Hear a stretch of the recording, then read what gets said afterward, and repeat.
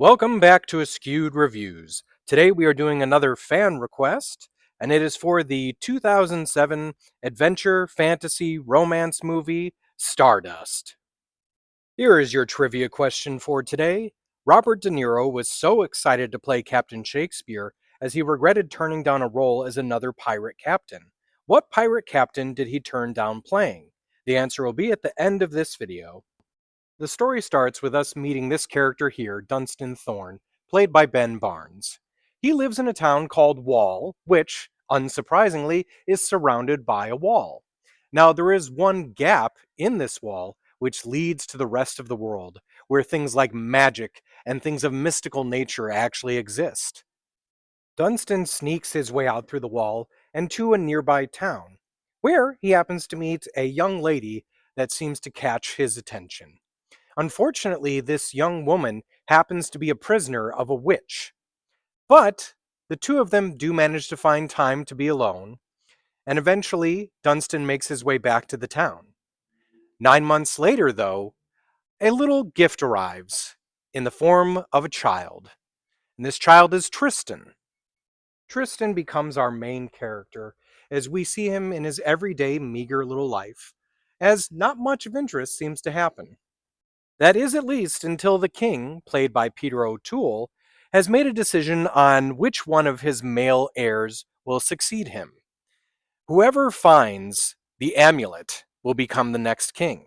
So he magically sends it off. Now, as this amulet is magically soaring through the sky, it crashes into a star, and the star falls back down to the earth, causing a crater. And within that crater, we meet our star, which just so happens to be Yvain, played by Claire Danes. Now, many have seen this star fall, and a lot of them now have their own reasons to go find it. For instance, Tristan wants to go find it so he can give the star as a present to his beloved Victoria. The sons of the king, who are all princes, seek out the star because they know that that's where they will find the necklace. Also, once they have been able to figure out who will be king, the curse will finally be broken. And that curse is that whenever any of the brothers dies, they must stay as a ghost until the king has been chosen. There's also a sisterhood of witches, Lamia, Empusa, and Mormo, who also seek the star to regain their youth. And also, there's a group of sky pirates that eventually join the story as well, and they are led by Captain Shakespeare, played by Robert De Niro. The story of Stardust comes from the book of the same name, written by Neil Gaiman. Neil Gaiman and Matthew Vaughn, who is the director of this film, are actually good friends in real life, and that's why Neil Gaiman actually gave him the rights to the movie for free. At one point, Terry Gilliam was a possibility of the director for this film, but having just finished doing Brothers Grimm, he was not interested in doing another fairy tale movie. There are also some interesting casting potentials for this movie. For instance, Charlie Cox, although well known today as playing Daredevil, was a pretty much unknown actor at that point, so they originally were going to give the character to Orlando Bloom since he had made a name for himself already.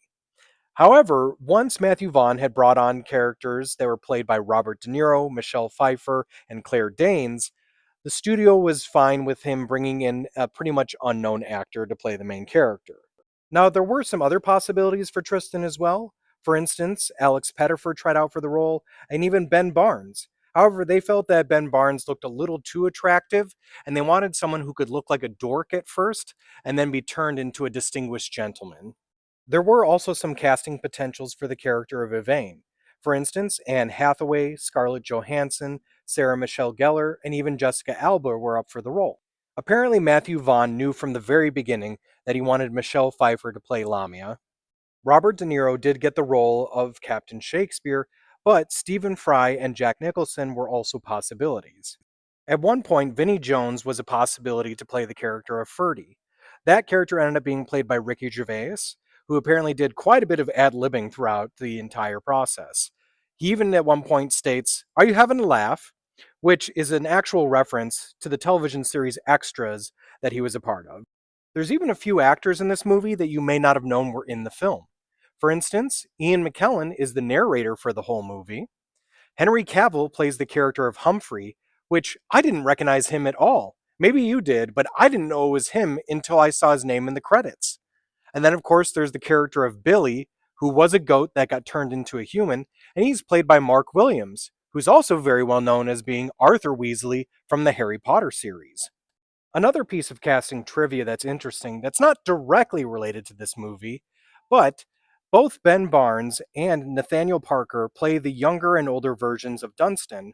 However, in the movie The Chronicles of Narnia, The Voyage of the Dawn Treader, they play father and son.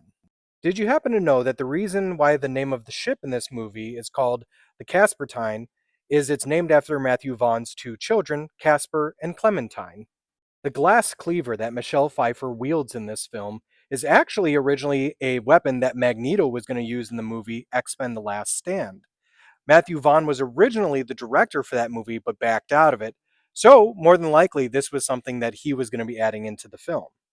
This next one is definitely just a rumor, but I am curious as to whether or not Pendleton Ward saw this two-headed elephant in this cage, and that one day inspired him to make the psychic tandem war elephant that appears in Adventure Time. At one point in the movie, there's a tavern called the Slaughtered Prince, which specifically, the one standing above the other one, does have a similar look to Peter O'Toole, so it's more than likely a reference to when he was a prince and killed his brothers to become king. Also, though, the sign is actually a reference to An American Werewolf in London, where it has the pub that is the Slaughtered Lamb. Another fun little reference is towards Lawrence of Arabia. At one point, Primus mentions to Yvain that his father used to ride all sorts of beasts, including a camel, which Peter O'Toole did in Lawrence of Arabia. Also, speaking of Primus being in the tub, the reason why after he's dead there's all that blue there is supposed to be an interesting nod to the fact that all the princes are blue bloods, so their blood would actually be blue.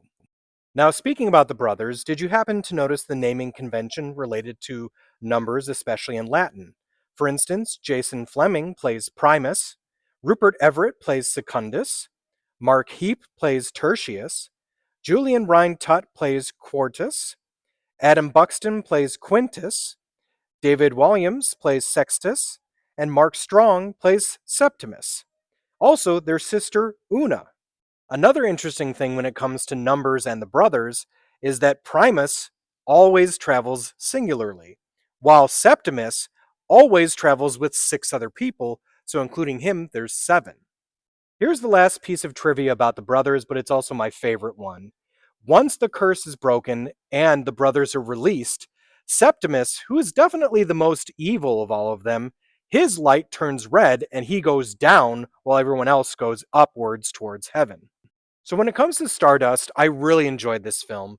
It brought me back to classic 80s adventure movies like The Princess Bride, Legend, or even The Dark Crystal. So I'm going to give this movie a 5 out of 5. And the only thing that makes me sad is I found out that Neil Gaiman originally wrote this as the second book in a trilogy. He never actually wrote the first or third ones. Hopefully he will one day.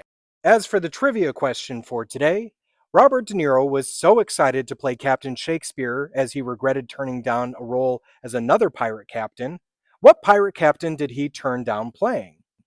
He turned down the role of Captain Barbossa in the first Pirates of the Caribbean movie, Curse of the Black Pearl, and he still regrets it to this day. I hope you enjoyed this episode of Askewed Reviews. If there's a movie you'd like to see get a review, just mention it in the comments. And as always, like, comment, share, and subscribe.